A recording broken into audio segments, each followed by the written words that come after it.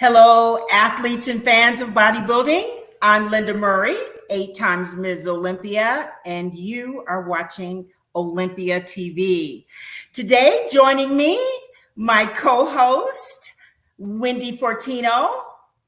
She's no longer just 7 times qualified for the Olympia, but now 8 times qualified for the Olympia. Coming fresh off of her win at the Triple O, winning the Figure Pro division. Congratulations. Thank you.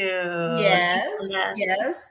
And hopefully our other host, Isabelle Turell, she's scheduled to join us. But guys, she's in Germany and it'll be 2 a.m. in the morning. So she pops in to help us welcome our guest for the evening, fresh off of her win, qualified for the Olympia 2024.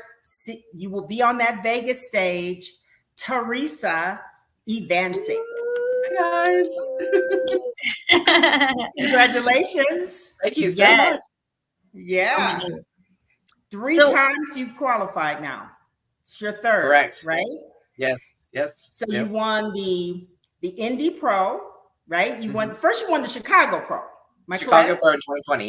Yep. And that was our first year back on the Olympia stage. Yeah. So then that's really awesome because you're one of the first on that return to the Olympia stage. Yep. Yeah. Let's take a look here. So talk to us, Theresa. Let's just right out of the gate.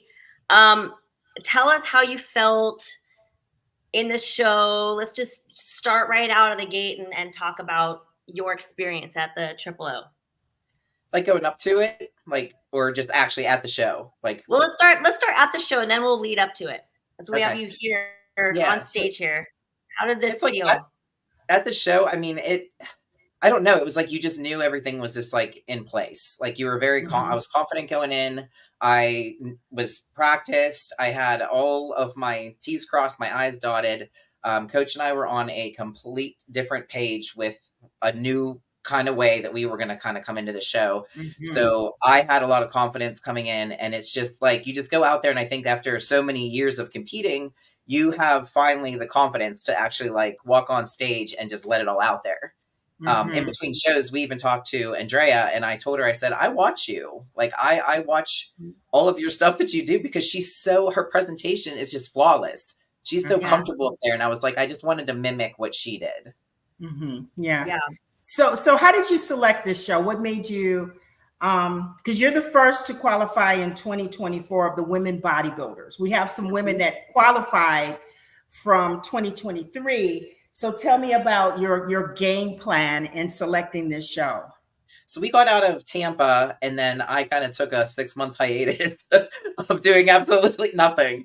And my coach didn't even hear from me. And I contacted him, and we kind of got back together, and he's like, all right, T, print out the list. What do you want to do? And he's like, I suggest a 24-week prep. And I was like, okay. So we started looking at the shows and going through the show list. And I saw Triple O. I didn't know that was the first time that they were going to run this show. So I kind of pointed it out to him, and I said, you know what, I want to do this one. And he's like, you know that's 11 weeks. And I was like, yeah, that's fine. Let's do it. I think I work better under pressure. And we decided that that's the one that was going to be. And then, having women run the show, and it being Whitney and Sid and Andrea, that is the one main reason why I wanted to do it, because they put everything together for this to lay a platform out there for females to come to. And what better show to do than this one? And that's what we targeted for. Yeah. I love the way they did. You could see their touch, because the MC, he did a great job of introducing every athlete. Sometimes we all feel rushed, and we want to get you guys on and off the stage. But I saw the care that they put into introducing the athletes and giving us some information, a little bit more information on you. Yes. I liked how they introduced the people, the athletes, and they walked on stage, and there was little tidbits that they would just say about that person, because it's like, we're not walking up there. And if someone doesn't know us, like, we're not just a number on the stage. Like, they get to kind of know a little bit of a background about us on, us going in, and it's obviously nice that they practiced and they say that who's doing their pro debuts, because that's a big thing. Everybody's got their jitters doing the first one. And I remember, you stand up there with the top big names, and you're nervous about it, but they had it all laid out. There was no hiccups at all in the show. Yeah. Well, go ahead. So when you qualified, you competed as women physique at one of the Olympias. Is that correct? No, you did not.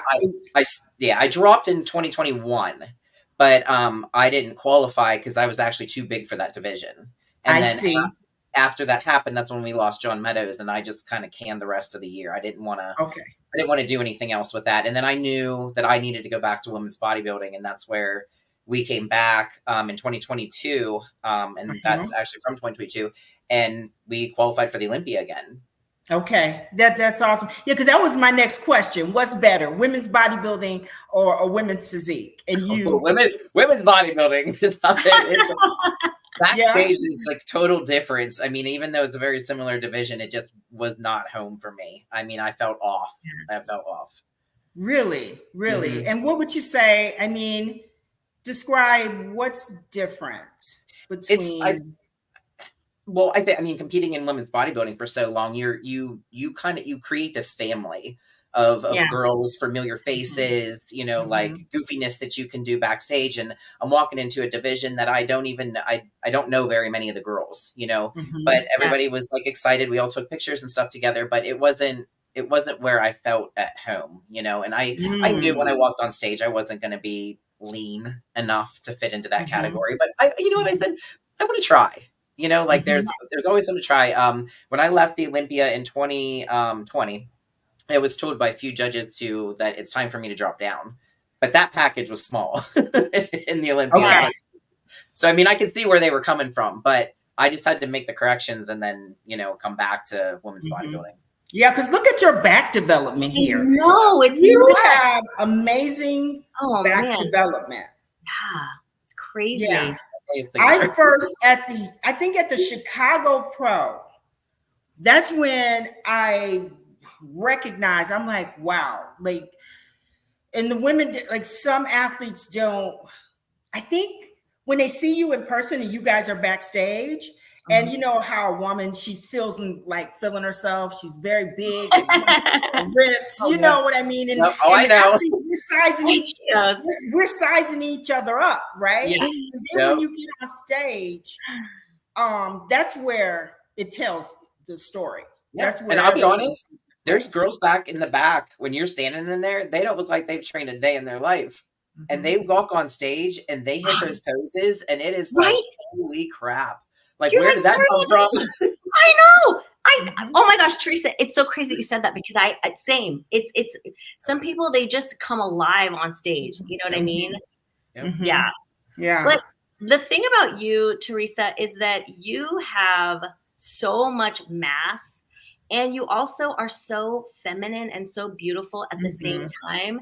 It's such a rare combination, and it's really stunning. It really stands out. I mean, in the gym and on stage. I mean, to have just such a beautiful feminine package and so much mass. I mean, I'm sure you're told this a lot, but tell me a little bit about that. I mean, I'm curious as to what your reaction is from the outside world, because I get a crazy reaction sometimes, but you're crazier than me. So I'm curious, what is your outside reaction? And obviously in the beginning and being in town there, it was like, who is she? Like, this is like weird, like this is not okay. But like now that people know who I am, it's wild. I mean, I'm getting like stopped at Walmart. I get 3 different people stopping me at the farmer's market. I had a girl come out crying behind the counter at the farmer's market and said that she wanted to talk to me. And I said, that's fine. And she's like, I need help. I'm bulimia. I have bulimia. And she's like, wow. I know that you've had issues. Can you please help me? And it's just, and then you get into the car and people are in the they're parked beside you and you can see their window go down and you got to put your window down. And then you just have these conversations with people. And, we went out last night to have some dinner and went to a local bar, and the people that were serving, they're like, you are a celebrity in here? Cause like, we just kept getting bothered. I had like food in front of me and I didn't even get to eat it. So, but it's, I mean, for me, I'll take that, you know what I mean? Cause that's what I signed up for. And that's what I like, and I always have my business cards on hand because it's like, an easy kind of stop to the conversation. Hey, let's catch up, at a different time. Yeah. But the amount of respect, I have an interview with the local Butler paper next week. They're going to come in and do, a big article and stuff, but it's the support now, and I think that people like they want to be associated with people that do well. And I have people at the desk, a bunch of them coming into the gym and they're like, I can't believe I'm training at the same gym as you. And you've grown up and you start in this journey, you're like, this never happened, and it's crazy. It's crazy. Yeah. Well, you're the perfect example of balance. I mean, when we think about superheroes, and for the longest, you'll see where they will create images of female bodybuilders and the face looks really healthy and beautiful and you have these big muscles, but it's really hard to pull that off. Like it's hard as a woman, whether you're in the figure or bikini division or women's physique division, but especially I know for divisions like figure, women's bodybuilding, women's physique, because you're expected to be lean, then your face is going to say something different. And so when people see you in person, they have an opinion of women bodybuilders because they think, oh, that's too, but to see you in person and to say, wow, she looks healthy. She's beautiful. Yeah. Yeah. There was somebody that did make a comment. It was a couple shows ago and they put underneath my picture, like I posted it right after I got my hair and makeup done. And they're like, she legit does look like that in life, like real life, I mean, but it was something that my fiance and I wanted ever since back in 2010, when we decided to make the decision to move from figure and go into women's bodybuilding, that was one thing that I was refusing to lose. And I was going to balance myself enough to keep all femininity in the sport. And I grew up, and looking at you and Corey, and you two were the epitome of what female bodybuilding should look like. You had it all, same thing that we're just talking about. You had the total package from head to toe. I mean, and you could go on stage and be full of muscle, and then you can go put this elegant dress on and walk down the street in a runway, and no one would know any different. Yeah. Well, it is definitely a challenge. It's a challenging balance because I know when I would be like, especially 2 weeks out, like I love my body 4 weeks out, because my face had not gone to that extreme, the chiseled, people see me now and they're like, oh my God, you look younger. I'm like, yeah, well, most of the time, all the images that you see of me, I have really big cheeks and I get chiseled. And it's hard. So do you find that it's when you're going through that phase and you're in that final stage, and especially when we're trying to get our glutes tight, right? Oh yeah, like, you suffer, but it was like this time, I know this prep's going to be a little bit different going to Olympia because I do need to bring them in even tighter. I need to get that 100% tight. We're on to something now. We know what we need to do. But I was fed going into the show. I was never depleted. I ate like I would any other day, like if I did 3 weeks out. And it never drained me. I was never, and I think that sometimes, creates prep brain, and then you start the bad thoughts and the self-doubts and all that stuff. I was on a high from the time I left my house, because I felt good. My whole body, I just felt good. Yeah. Now, I want to make a point because what I see and what I know from being on stage and especially when we turn to the rear, and this question is for both you and Wendy. When we turn to the rear, because when I see you, there was a shot, Wendy, that you have of Theresa when she goes into her side chest and when she bends down and you can see her hamstrings and you can see her glutes, and I see how lean you are. Yep. But it is so hard turning from the rear and trying to find that way to get that footing right. You know, I saw, because you can see how lean you are. And I always look at the athletes, and when you turn to the rear, I know that you're tight back there. You know, so when you say that, it's how long do you practice just trying to, because you can't see it. You have to depend on Jeff. You know, and how and it's so boring. I can't even tell people how boring it is to keep like trying to hold that back double bicep, stay tight at the top, and then to try to pull your glutes in. Yep.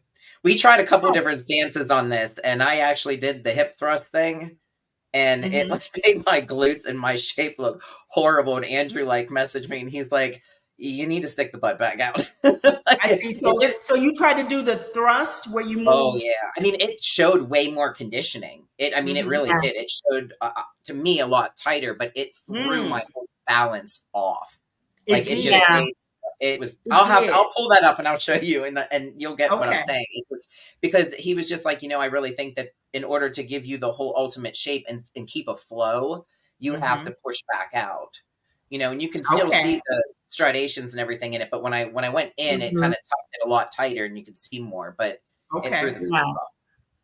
Okay. And what about you, Wendy? When you're in your heels up there, how do you guys? Gosh. It's different for you in heels. You're not. You're never. How do you tighten your glutes in heels? Well, it's actually it's interesting that we're talking about this, because for me, it's definitely a trade-off. Because for me, I want to pull my chest up, but when you pull your chest up so that the judges see the width of your back, there's, the glutes have to come in a little bit. So you're kind of like trying to balance that act, and to get the maximum glute, you lose your back.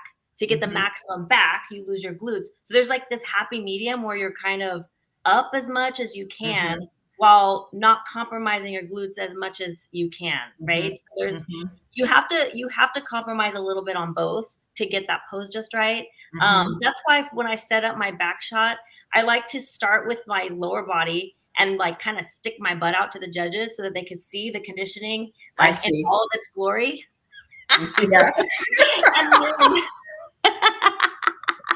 See, this is what it looks like when I'm sticking it out. And then I pull my chest up, and then I lose a little bit of that, but at least I'm able to kind of show them first.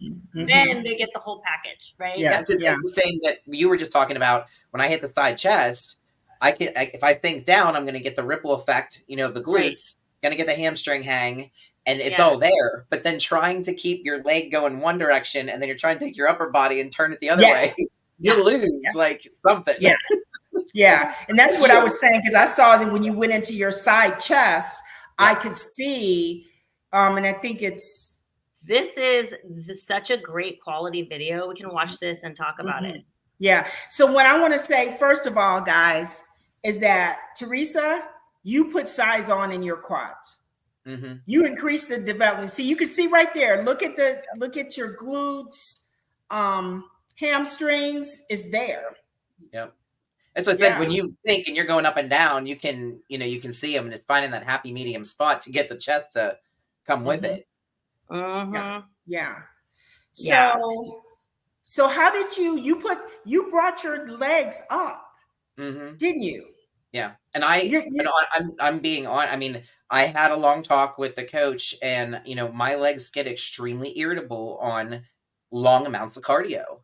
And they feel watery, they feel heavy. And I know me as the coach, if I had a client and they were sitting there saying, well, I don't think the cardio is working, I'm going to think, no, you just don't want to do cardio. But it's not. It's the fact that I want my legs to, if my upper body can condition so well, something's going wrong that the legs aren't catching up. And I'm eating them for 2 hours a day doing cardio that I don't need. So we switched from HIIT training. And I told him, I said, this is on me. I'm switching to HIIT training. If it doesn't work, I'll take the fault for it. In 3 days, I tightened up so quick. Yeah. And it was just little 20 to 30 minute hits versus a long 60 minutes twice a day. And I think if we would have pulled off cardio a little bit sooner, I think my legs would have been tighter. Okay. So we're kind of catching it. And then the same thing, like I told you, this show, I ate. So he knew after I left Tampa and Toronto last year, he can't take water, food, or salt away from me. So we kept everything in. And it's just finding that potion that mix for you.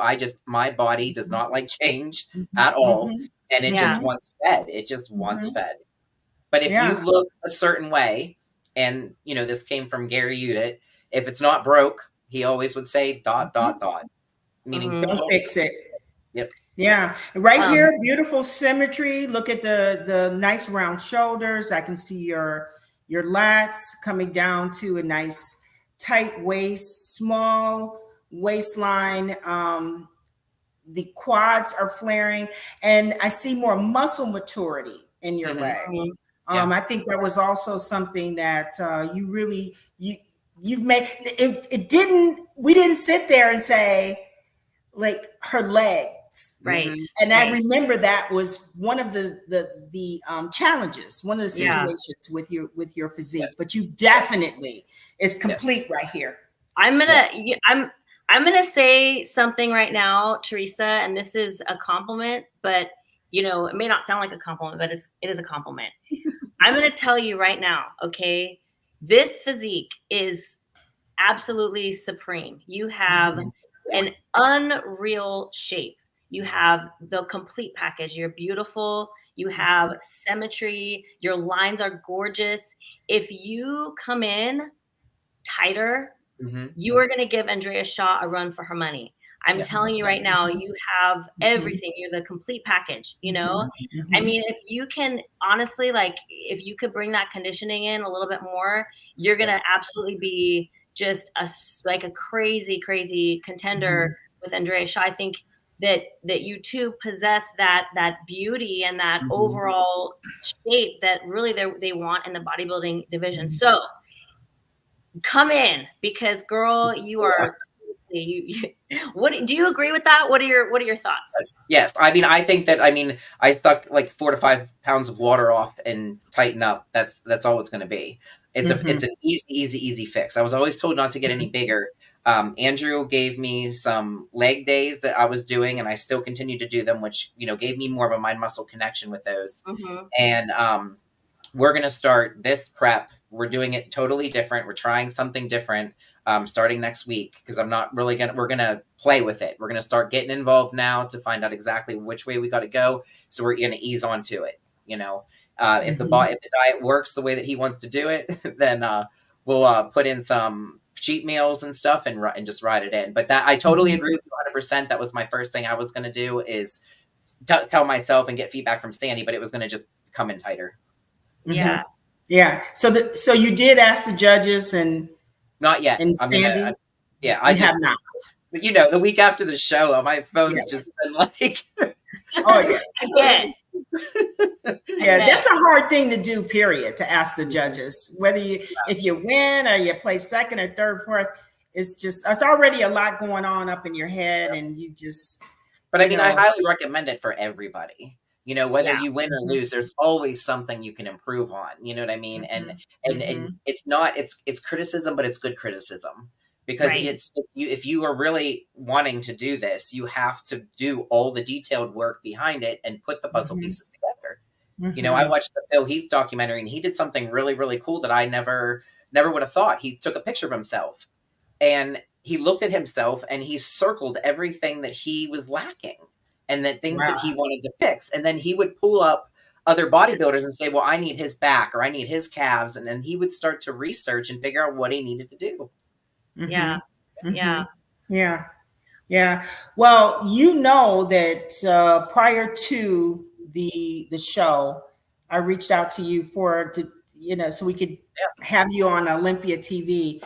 And I always do this thing where when the list comes out, it comes out on either that Wednesday or that Thursday, and you can go through the list and look at the athletes. And because I've sat in the audience and I've watched you in Chicago, in Tampa, and that competitors, their strong points, body parts, and and you know their consistency. And this is another thing with people, like what they have to understand. When I see an athlete and she's consistent, you get better. You get better, you know, and turn to the rear. I'm like, she's going to beat all these girls on her in as far as her back development, you know, as far as her shape, her structure. And I guess I chose the winner before you won. Because I was like, I told her, I said, you know, I saw her text come through and I like literally started crying because I was like, oh my God, what is she texting me for? And then it was like, okay, you're going to do this. I'm like, I'm doing this. Yeah. You know? Yeah. And I'm excited to see the video. Oh, I'm excited to see, because it was really, really good. She trained back for us and showed us some exercises, some unique exercises, and I'm excited about you wouldn't usually do. You know, like, because you normally can see, everybody's going to tell you to do a lat pull down, but it was how we described it and then the type of exercises that we did that could help anybody really excel on, you know, their back. I'm curious, Theresa, I'm curious, have you always been an athlete your whole life? And have you always built muscle really easily? So I was really quiet in school, like shy. And then I got into like sequinettes and I did like the dance team and stuff. But then I would do like Taekwondo and I would do things at the house that, you know, just from me reading magazines or AOL or whatever. My parents had a weeder machine in the basement and I started kind of dabbling with that. But I was actually watching like Kathy Friedrich and she had like the steppers and the dumbbells and all that stuff. And I kind of just went more into that after I got a hold of the Oxygen magazine. And then my pap, who's 91, he wanted always to be the oldest, strongest man. He did my show with me in 2010, my first bodybuilding show. So he was 83. And we talked to Gary and I said, can we give him running shorts? I said, he doesn't want to wear a Speedo. And I said, this is something that he just wants. This is a dream of his, you know? Yeah. And they went and they made a most inspirational award, a plaque for him. And I told this story before and it made him become a different person. He broke out of a shell that he's been in for 83 years. And I saw a different man than I've ever had. You know? But it was what that bodybuilding stage did. He I made him a little scrapbook. He carried that thing around everywhere. It had every little candid clips from behind the stage and all that stuff. And we put him on stage to Bad to the Bone. So we just let him pose with the 50-year-olds and he won, you know? Wow. How old were you when you started bodybuilding?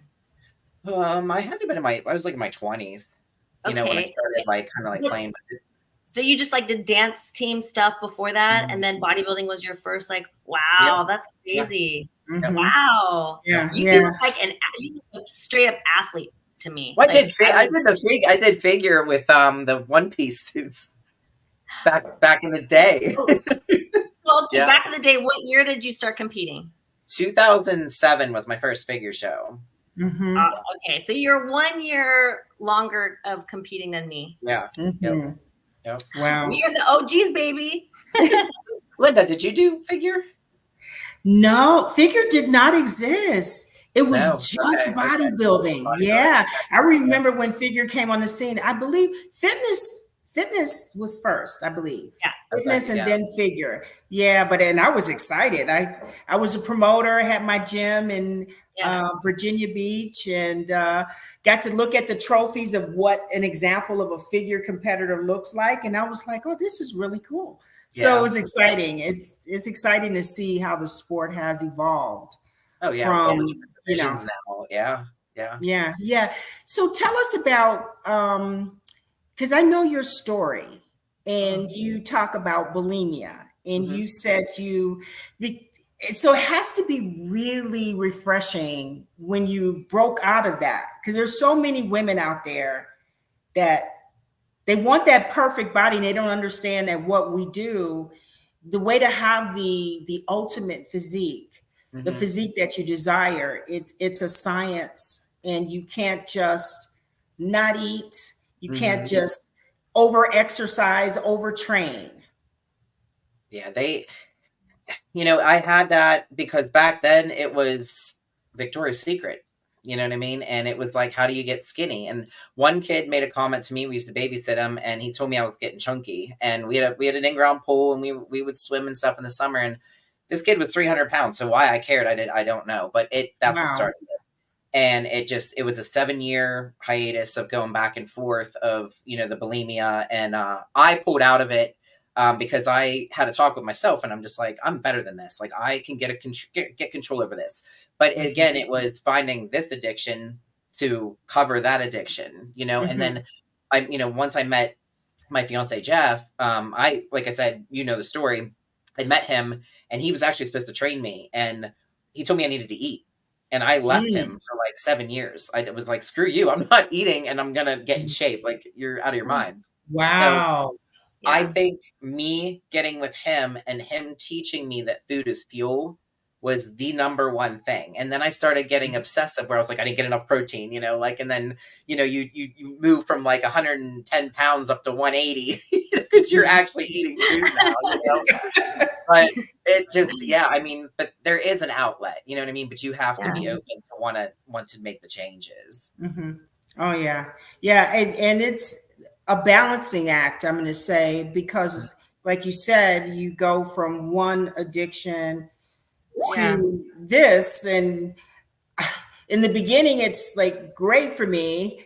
You know, when I would get ready for a competition, I love watching how my body changed. And then I would get to a place where I was obsessed with the mirror, obsessed with and I'm like, okay, I feel crazy upstairs in my head, and transitioning out of that. So do you have any recommendations? Like, did you plan something for after the show, both of you? After the show, did you have activities planned so you didn't just drop off of a cliff?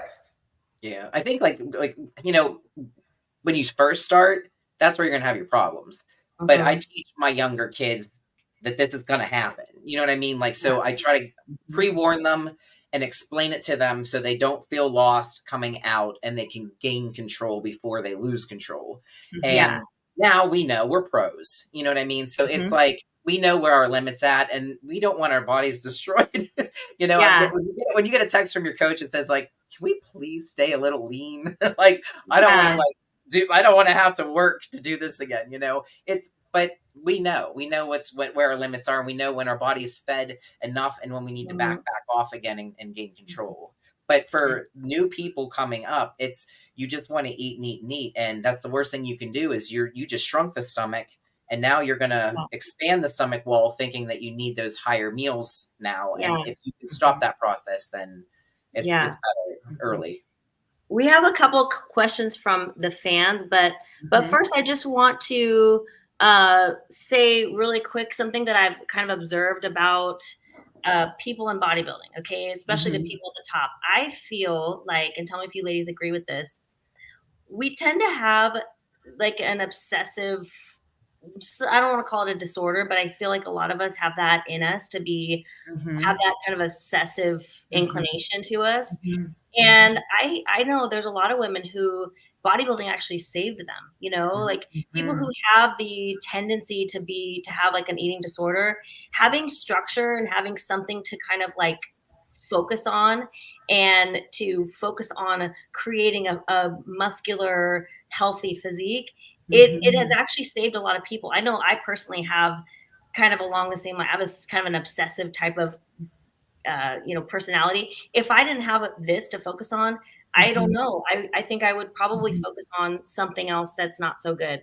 So I feel like a lot of women, I feel like have that same story, right? Where you come out of something, maybe a dark place, and bodybuilding actually is the outlet. It like you said, Theresa, you have to replace the bad behavior with something that's positive, and the replacement theory, I think, is legit.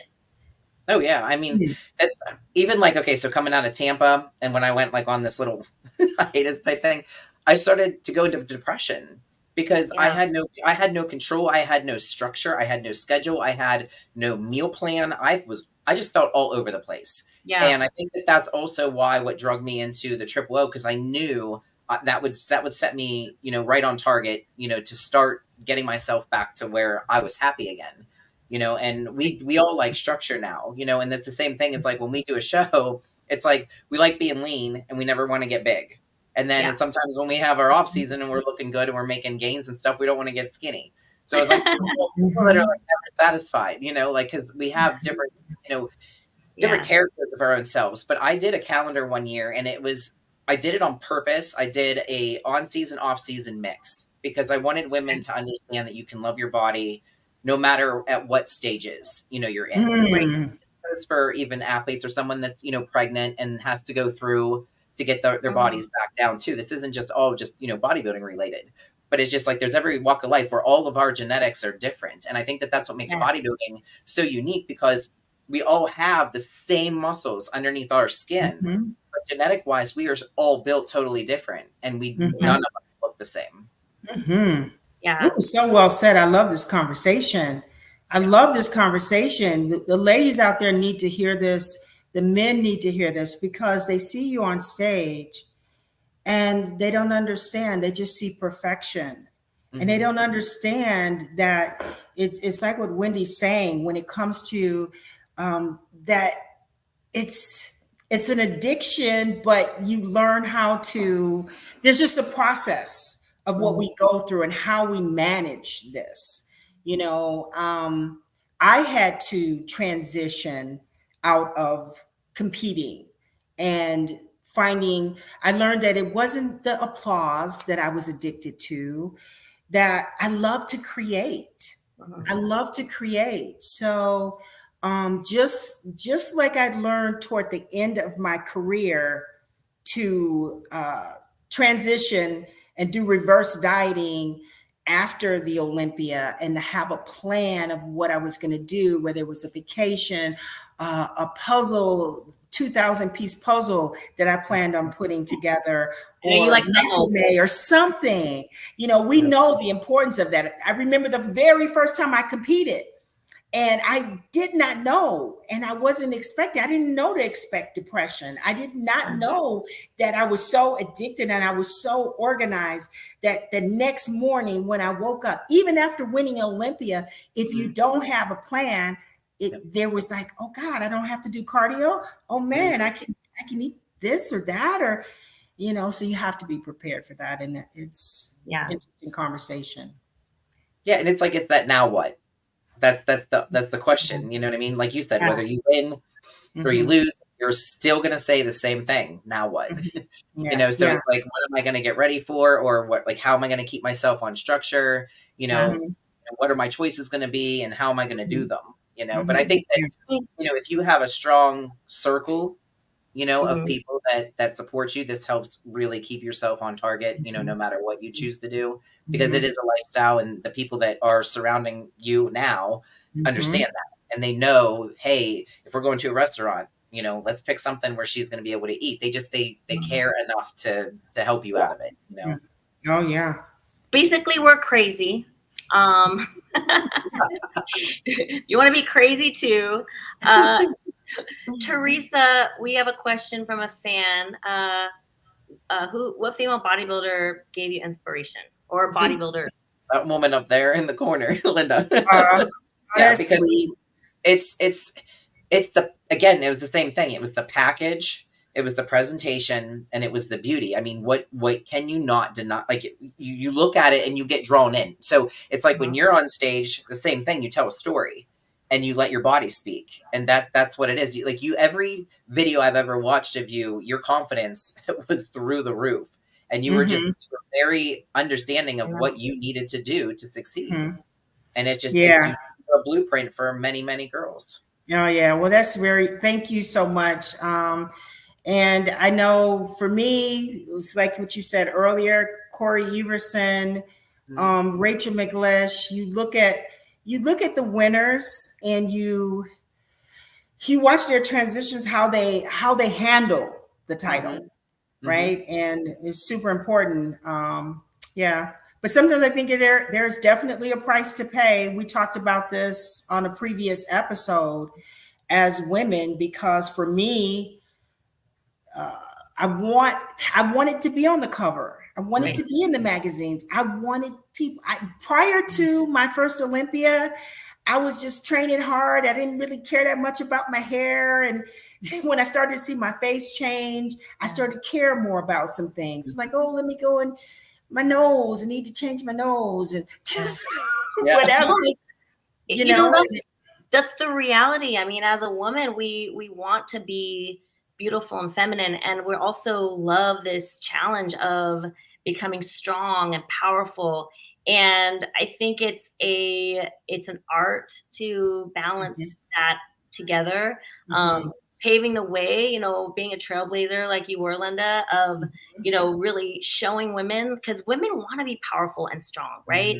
But society tells us that, you know, it's either one or the other. You're either this like dainty, feminine woman, or you're like this dominant, like masculine, you know, it's like you're like one or the other. So to be able to kind of like bridge that gap and like trailblaze and show, look at a beautiful, you know, gentle woman who is also strong and powerful and badass. There is a way, right? We can merge the two, and clearly here we are. Yeah, we can merge it.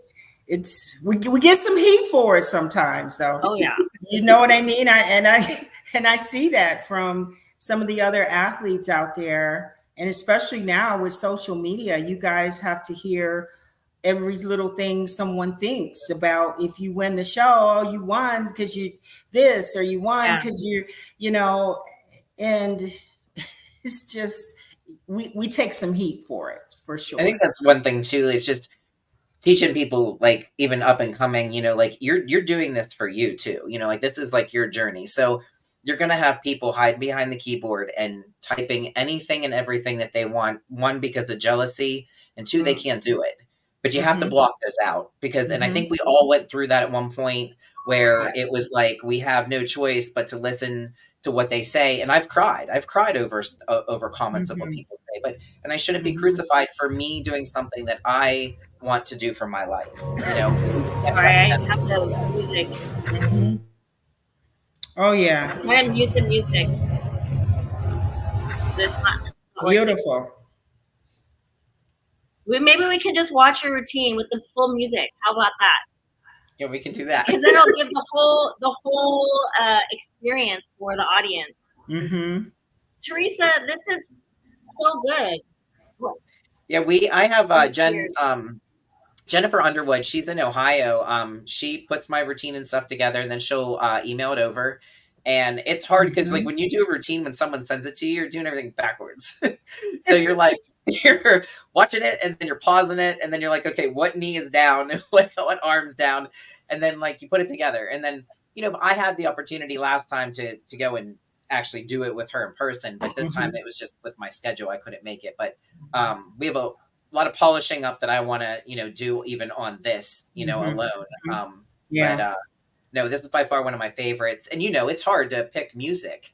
I was tossing it up in between certain songs, and you really need to feel what you're going to pose to. Yeah. Well, you did a great job, because I know that there was some challenges with you hearing your music at this, right? And I even saw you kind of like look toward the musician or the guy that was the DJ and kind of say, you didn't say turn it up, but you I wanted to. You wanted to. Yes.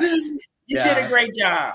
Yeah. So when I reposted this after I received it from the company, I put my edited music to it, you know, so people could actually hear the actual song itself. But yeah, there was, and that happens, you know, and you have to be prepared to be able to go out there and, you know, look, I mean, sadly, I didn't have a song that had like words either where I could like pick up stuff. It was really trying to just find the beat and make sure you hit it. And I don't know what happened. Maybe a blackout, and I just did it, you know. After you did it. You pulled it off.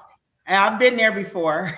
This music to come down. I'm so sorry. But it's cool. How do you pick your music? How do I pick? Like how do you? Yeah, I was up in between. I was gonna do A Million Dreams by Pink.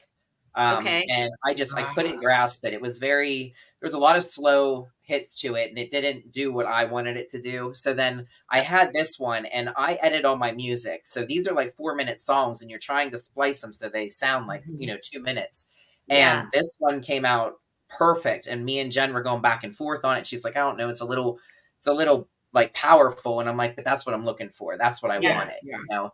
But it trust me, ask Jeff. He hates when I say what song am I going to use, because I wait till the last minute sometimes because I can't find that one. I can't find what I want, you know? Yeah. But it's hard. Yeah. So then you started how many weeks out late? Because that is for bodybuilders. Oh my goodness. Putting together for a routine. For the last my last couple of routines, we made up in 2 weeks, and then we threw them together. This one I had 3 weeks with this one, but I actually didn't touch it the whole week because I was just like, I couldn't find the time. And then it was just like, and it takes time to learn it, you know, when you're looking at it backwards. But it's just like, you have to put it together, and then you have to start working on your facial expressions and feeling the movements and pulling the music with it. And like I was talking about your posing earlier, you have to tell a story. So your body is the canvas, and it's like an opera, you know, and you want that to be, you don't want to follow someone with a good routine, you know. I mean, it's tough. Oh yeah. Yeah. One of the challenging parts putting together a routine, especially if you wait too late and you're so carb depleted, or you know, you're just tired. You don't have as much brain energy to be creative. And some of my best routines, I would put them together. I knew my music prior to, pretty much, because I listen to music like all year long and find a song, something that I connected with. And I'm going to say pretty much I start putting that routine together 16 weeks out. It's challenging to put together a routine in bodybuilding 16 weeks out, because once you know your body, you know it's going to look different when you hit it. Because your body is not slamming 16 weeks out. Nope. No. You know, and I think that too. I mean, I think a lot of the times we find our songs while we're doing cardio, you know, or while we're in the gym. That's usually where I'll pick up on something, and then you sit there and you're running on cardio or whatever. And you're like, bam, that's a double bicep. That's where the side chest is going, and then you're literally putting it together while you're on the cardio, and you get off, and it's just a lot easier to put together. Yeah. Oh, that's nice. That's when you get both of you have a lot of time now for the Olympia. Yep. This is a great thing, because I'm going to say, both of you, when you went in Chicago, I know Indy Pro, that's earlier in the year. So when you won the Indy Pro, right? But the Chicago Pro is normally is that in June or July? Yeah. It's normally July. Yeah. No, but that year was COVID, and that was pushed like way close, because even some of the judges that I talked to, they were like, her body's tapped out. Because my first Olympia, I placed 14th, and then my second one I went to 7 because of the time. Yes. I can't do show to show. That's just, my body does not like that. So we're gonna be fresh. Fresh. So you both will be fresh. This is a nice thing for you. Yes. To peak with that much muscle and have it look full and beautiful, it's difficult, you know. We have a question here. Are there any motivational books, speakers, or philosophy that you turn to for inspiration in your training? From Tom Tunstall. Like these, those. I'll look up stuff on cardio all the time. Motivational videos, and a lot of them are really good. And if you're in a dark place or you're having a hard time getting your cardio together, there's videos that just match up to what these people are saying, and it's just I can do that. And then it talks about being a champion and taking things to the next level, and it shows a bunch of different sports and athletes and stuff like that. And I love, when I'm having a bad day, that's what I'll go to, you know, or Billy Osbrook, listening to his type of, you know, motivational stuff too, because it puts you in a right mind space, you know, and especially if you're doing it fasted cardio in the morning, what more than good motivation, you know? Or if I'm getting ready for, you know, work or whatever afterwards, I'll put the YouTube on in the bathroom and just listen to it, because there's things that you will always be able to match with on any daily life, not even just in the gym, but it makes you a better person, because then you start to feel your confidence, your dedication, you feel structured and everything else. So they all work really well. Great question. You Great answer. What about you, Wendy? You could if you go to YouTube and you do a search for athlete motivation, I'm just like Theresa. I will do that. And then so many things will pop up. And there's some that are like just like 5 minutes long. But I do that when I'm on cardio because there's some good ones out there.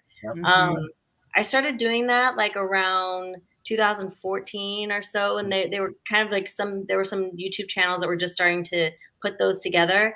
And now there's a lot. Like if you put athlete motivation in YouTube, you can find so many because they're hot. Like a lot of people watch them. So I think there's a lot more channels that are kind of making those.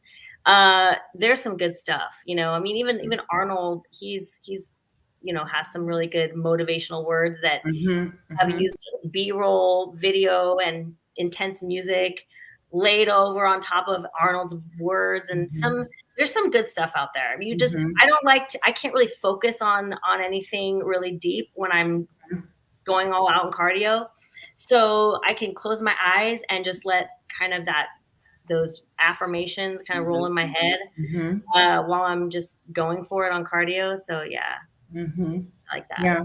So how much cardio do you do, each of you? Theresa, did you do cardio sessions twice a day? Or I know you said because of your legs. We were doing 2 hours on the stairs.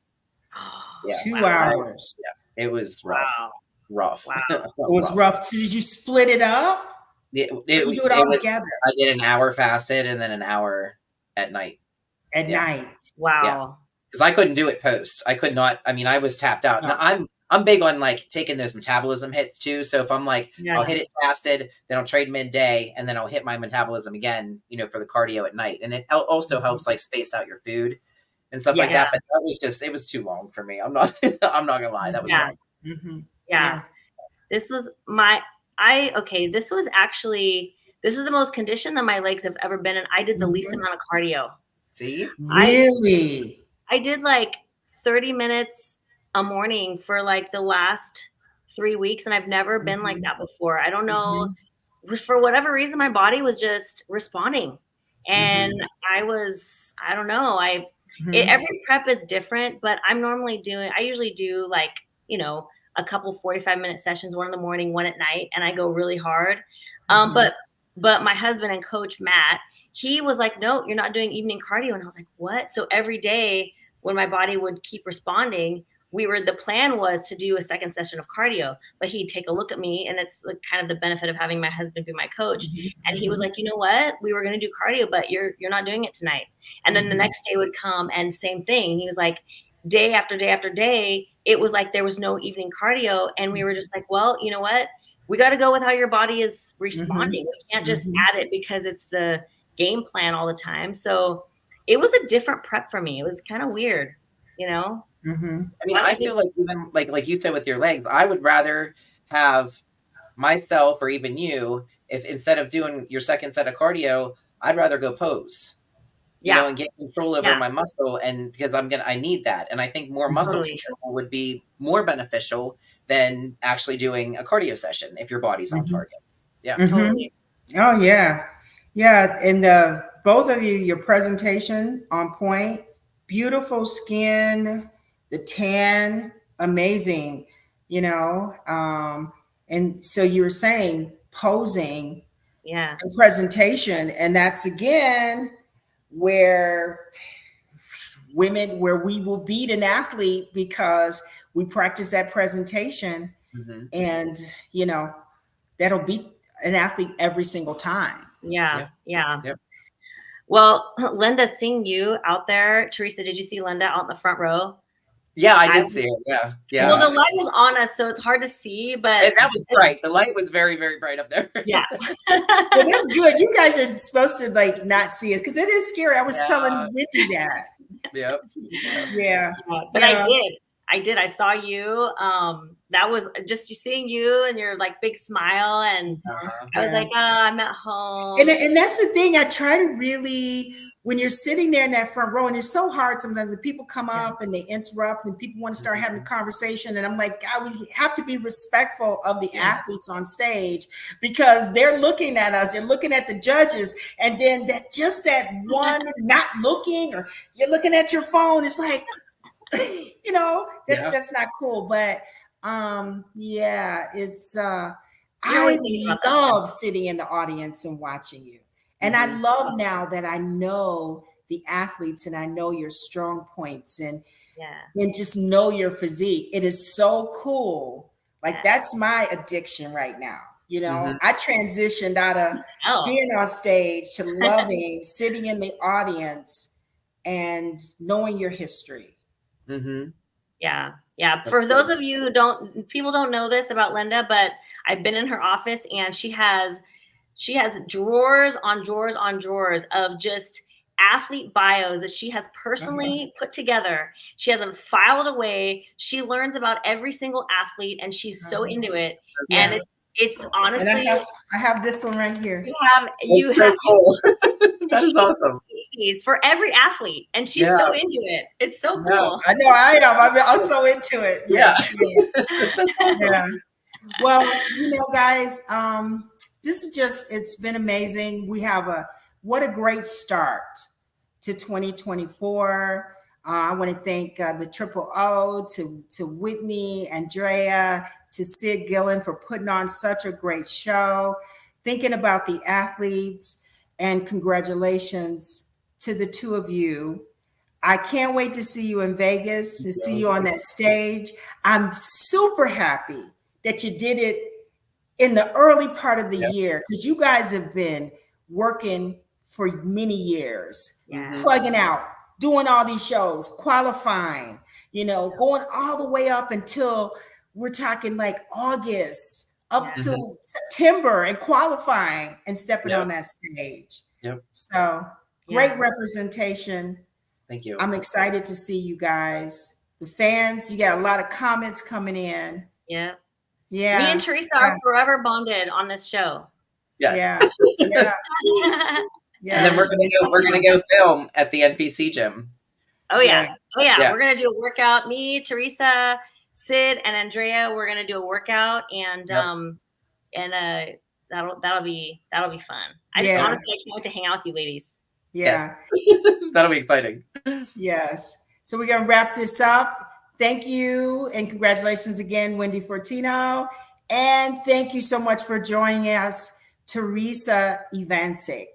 All right, guys, we'll see you later.